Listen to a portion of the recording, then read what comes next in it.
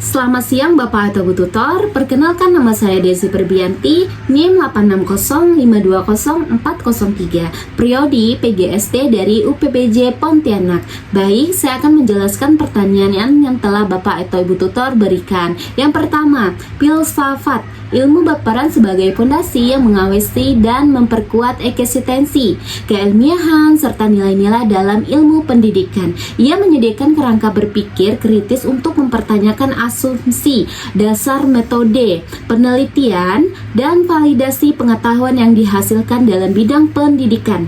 Dengan etnologi, filsafat ilmu membantu kita memahami hakikat realitas pendidikan seperti apa itu belajar atau peserta didik secara esensial. Epistemologi memastikan bahwa pengetahuan yang diperoleh dalam pendidikan bersifat sahih dan dapat dipertanggungjawabkan, menuntun pada penggunaan metode ilmiah yang tepat dalam penelitian pendidikan. Sementara itu, aksiologi membimbing perumusan nilai etis dan moral yang harus dijunjung tinggi dalam praktik pendidikan, memastikan bahwa tujuan pendidikan tidak hanya sebatas transfer pengetahuan, tetapi juga membentuk karakter dan moralitas. Tanpa pengawasan filsafat ilmu pendidikan berisiko kehilangan arah, terjebak dalam praktik yang tidak berdasar atau bahkan mengabaikan dimensi etis yang fundamental. Yang kedua, sebaliknya, pendidikan yang bermakna dan bernilai turut memperkuat perkembangan filsafat ilmu.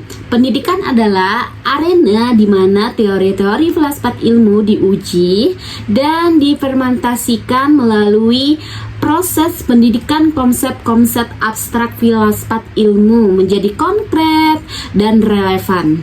Ketika pendidikan berhasil membentuk individu yang kritis, reflektif, dan memiliki integritas intelektual, dan individu-individu ini kemudian dapat berkontribusi pada pengembangan filsafat ilmu itu sendiri.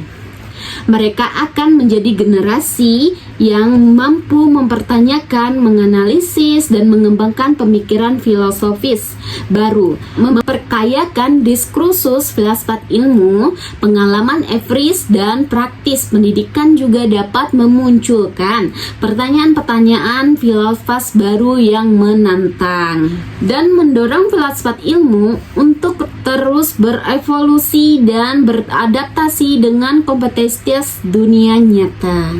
Yang ketiga, filsafat ilmu dapat disebut sebagai visuanalisis yang tajam dalam membedah persoalan-persoalan pendidikan melalui tiga cabangnya: ontologi, epistemologi, dan aksiologi. Ontologi membantu kita memahami hakikat masalah pendidikan. Misalnya, apakah masalah kemiskinan belajar adalah masalah individu atau sinetik? Epistemologi memungkinkan kita untuk menganalisis bagaimana pengetahuan tentang masalah tersebut diperoleh dan divalidasi.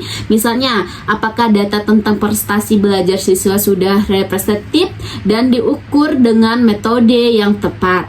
Aksiologi membimbing kita dalam memformulasikan nilai-nilai yang mendasari solusi yang diusulkan. Misalnya, apakah kebijakan pendidikan tertentu adil dan berpikir pada semua lapisan masyarakat. Dengan visuanalisis ini, kita dapat mengidentifikasikan akar masalah, evaluasi pendekatan yang ada, dan merumuskan solusi yang lebih komprehensif dan berlandaskan nilai. Yang keempat, contoh konkret penerapan filsafat ilmu dalam praktik pendidikan dapat dilihat dalam berbagai aspek. Dalam kebijakan pendidikan, filsafat ilmu membantu merumuskan tujuan pendidikan yang melandas pada pandangan tentang manusia dan masyarakat yang ingin dibentuk. Ontologi dan aksiologi, misalnya kebijakan kurikulum merdeka yang menekankan pada pengembangan potensi individu dan kemandirian belajar, mencerminkan pandangan filosofis tentang hakikat peserta didik. Dan sebagai subjek aktif, Dalam pengembangan kurikulum filsafat ilmu membimbing pemilihan materi pembelajaran dan metode pengajaran yang sesuai dengan hakikat pengetahuan epistologi dan nilai-nilai yang ingin ditanamkan aksiologi. Misalnya, kurikulum yang mengaterisasikan pendidikan karakter didasarkan pada pemahaman aksiologi bahwa pendidikan tidak hanya tentang kronologis. Dalam proses pembelajaran filsafat ilmu mempengaruhi pendekatan pedagogis yang digunakan pendekatan konstruktivisme, misalnya berakar pada pandangan epistemologis bahwa pengetahuan dibangun secara aktif oleh peserta didik, bukan hanya ditransfer. Dengan demikian, filsafat ilmu tidak hanya menjadi wacana teoritis, tetapi juga panduan praktis yang membentuk wajah pendidikan kita. Sekian jawaban dari saya ucapkan terima kasih, selamat siang.